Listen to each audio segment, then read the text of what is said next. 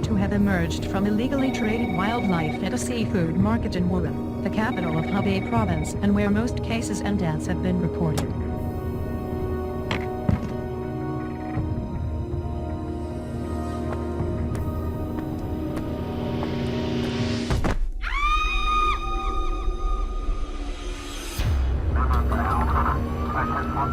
Chinese health authorities have said there were 7,711 confirmed cases in the country as of the 29th of January.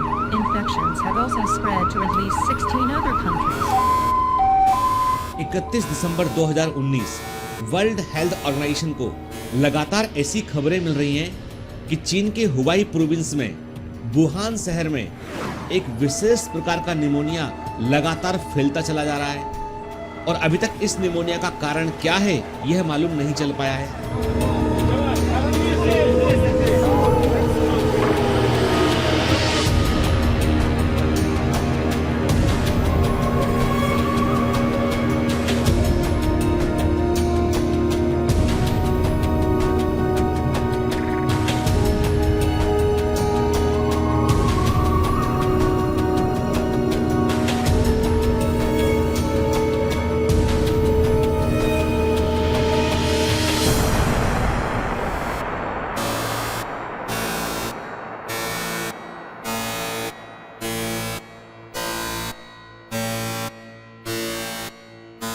डॉक्टरों ने शीघ्र पता लगा लिया है कि ये निमोनिया एक वायरस के कारण हो रहा है, पर यह वायरस कौन सा है?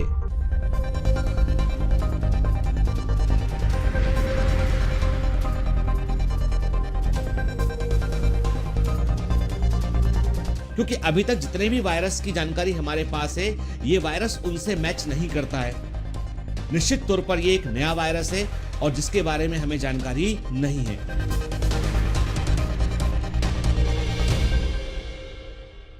This novel coronavirus, novel meaning new, it's something we haven't seen before, and so when something is new, there's a lot of unknowns.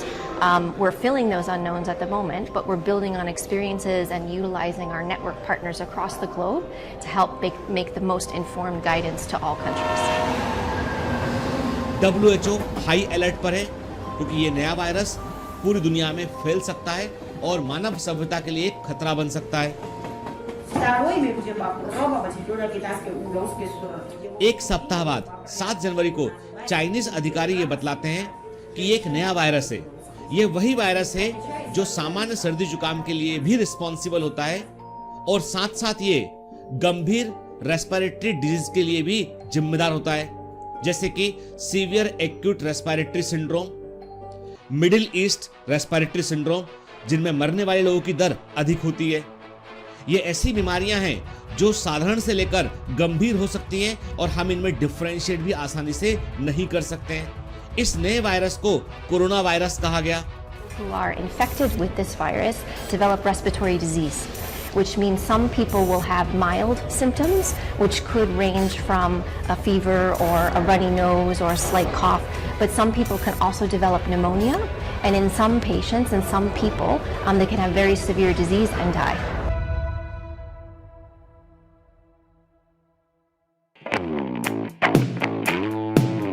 दरअसल कोरोना वायरस एक परिवार है, जिस परिवार में ऐसे वायरस भी हैं जो सामान्य सर्दी जुकाम करते हैं और ऐसे वायरस भी हैं जो गंभीर निमोनिया भी कर सकते हैं। इस नए वायरस को नाम दिया गया 2019 नोवेल कोरोना वायरस। शीघ्र ही वर्ल्ड हेल्थ ऑर्गेनाइजेशन और चाइनीज अथॉरिटीज ने एक साथ इस पर काम करना शुरू कर दिया। ये जानने की लगातार कोशिश कर रहे हैं कि ये वायरस शरीर में कैसे इन्फेक्ट करता है और किस प्रकार से व्यक्ति को बीमार करता है। दुनिया भर में इस वायरस की वैक्सीन को ढूंढने की कोशिश लगातार जारी है और वैज्ञानिक हाई अलर्ट पर हैं, क्योंकि ये नया निमोनिया बड़ी तेजी से बढ़ता है और इसको कंट्रोल करने में कोई भी दवा कारगर सिद्ध नहीं हो रही है।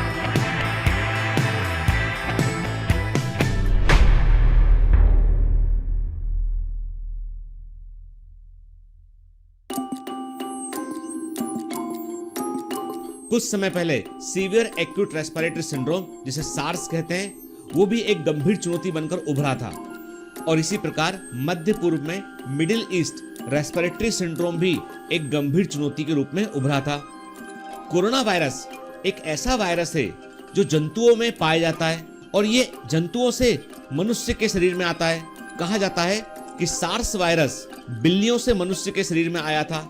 इसी प्रकार मिडिल ईस्ट रेस्पिरेटरी सिंड्रोम का वायरस, जिसे मर्स कहते हैं, वो ऊंट से मनुष्य के शरीर में आया था। वैज्ञानिकों को ऐसा शक है कि यह नया कोरोना वायरस संभवतः सांप से या चमगादड़ से मनुष्य के शरीर में आया है।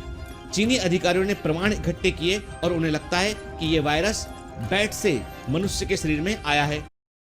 Unacademy. Let's crack it. The Unacademy Summit, a 3-day conclave for civil service. और ये जो वायरस है ये चमगादड़ के शरीर में नेचुरली प्रेजेंट होता है। हालांकि अभी तक कोई पुख्ता जानकारी इस पर नहीं मिल पाई है।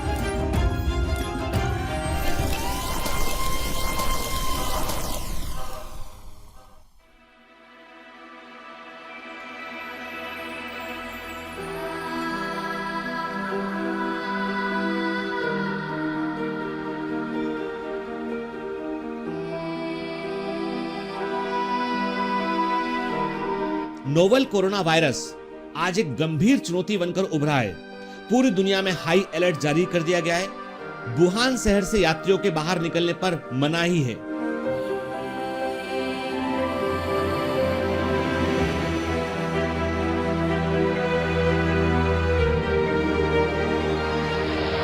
सत्ताईस जनवरी 2019 नई दिल्ली। भारत सरकार में अधिकारी एक मीटिंग में व्यस्त हैं और ये प्रयास कर रहे हैं कि चीन के वुहान शहर में कई सारे ऐसे स्टूडेंट पढ़ते हैं जो वहां पर मेडिकल का कोर्स करने गए हुए हैं और इसके अलावा कई यात्री भी वहां पर फंसे हुए हैं जो भारतीय मूल के हैं। तो उन्हें कैसे बाहर निकाला जाए, इस पर गहन चर्चा हो रही है। एयर इंडिया को हाई अलर्ट कर दिया गया है कि जरूरत पड़ने पर जैसे ही चीनी अधिकारी हाँ कहेंगे, एयर इंडिया का विमान वहां पहुंचेगा और इंडियंस को वहां से एयरलिफ्ट कर लिया जाएगा। पर चीनी अधिकारी कहते हैं कि अभी किसी को भी वुहान शहर से निकालना खतरे से खाली नहीं है। यदि आप उनको रेस्क्यू करना चाहते हैं तो आपको 20 दिन तक अपने देश में लाने के बाद उनको आइसोलेशन में रखना पड़ेगा, जहां पर परिवार के सदस्य भी उनसे नहीं मिल पाएंगे।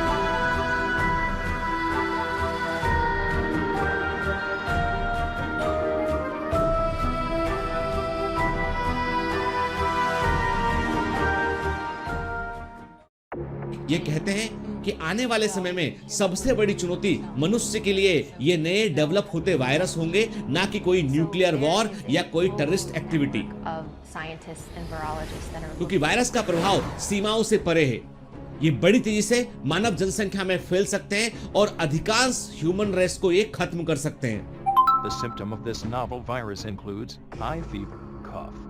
डॉक्टर बतलाते हैं कि इस नए कोरोना वायरस के लक्षण हैं कि व्यक्ति को बुखार आता है, खांसी चलती है, सांस लेने में तकलीफ होती है, लेकिन यह साधारण जुकाम से अलग है क्योंकि शरीर में तेजी से कमजोरी आती है और शीघ्र ही व्यक्ति को ऐसा लगता है कि वो सांस नहीं ले पाएगा और उसे आईसीयू में एडमिट करना पड़ता है। ये एक तरह का गंभीर निमोनिया है जो किसी भी आयु वर्ग के लोगों को प्रभावित कर सकता है। दुनिया भर में अलर्ट जारी किया गया है और चीन की यात्रा करने वालों को एडवाइजरी जारी की गई है। जो भी व्यक्ति प्रभावित क्षेत्र से एयरपोर्ट पर उतरता है उसकी गहन स्क्रीनिंग की जा रही है, उसे आइसोलेशन में रखा जा रहा है। यह इस बात की ओर इशारा करता है कि खतरा कितना गंभीर है।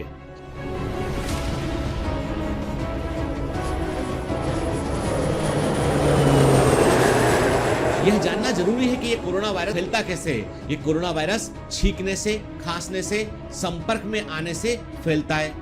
WHO की गाइडलाइन के अनुसार इस वायरस के इन्फेक्शन से बचने का तरीका यह है कि आप रेगुलर हैंड वॉश करें, आप अपने मुंह को और नाक को कवर करें और विशेष प्रकार के मास्क का प्रयोग करें और इसके अलावा भोजन में जो भी मीट का सेवन करते हैं उसको ठीक से पकाएं और ऐसे व्यक्तियों के क्लोज कांटेक्ट में आने से बचें जिनको रेस्पिरेटरी इलनेस है या सर्दी खांसी की समस्या है।